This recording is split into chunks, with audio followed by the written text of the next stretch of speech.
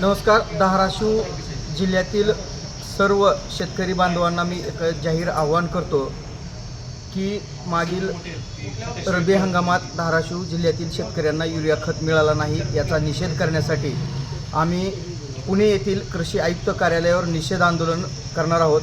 आणि त्या निषेध आंदोलनासाठी ज्या ज्या शेतकऱ्यांना युरिया खत मिळाला नाही त्यांनी आपल्या शेतातील एक शेणाची गोवरी या आंदोलनात माझ्या कार्यालयामध्ये, समता कॉलनी येथील कार्यालयामध्ये प्रत्येकानं आणून देण्याचं मी आवाहन करतो.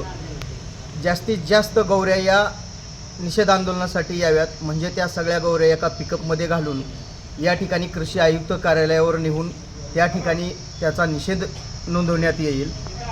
खरं पाहिलं तर आपल्या धाराशिव जिल्ह्यात 7,883 मेट्रिक टन खत असताना परत 5,500 मेट्रिक टन खत मागवला, युरिया खत. मग 7,500-8,000 हजार मेट्रिक टन खत असताना का 5,500 मागवला?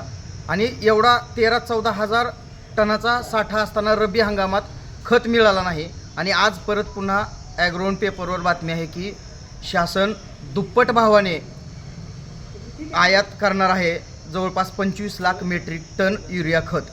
मग हा नेमका खत येतो कुणासाठी? जर शेतकऱ्यासाठी येत असेल तर त्यांना रब्बी हंगामात असेल, महत्त्वाच्या काळात असेल, त्यांना खत मिळत नाही. याचा अर्थ यामध्ये कुठले तरी दलालाचेच नक्की अधिकाऱ्याच्या संगनमताने फावलं जातं आहे. आणि हा खूप मोठा घोटाळा या ठिकाणी आपल्याला दिसून येत आहे.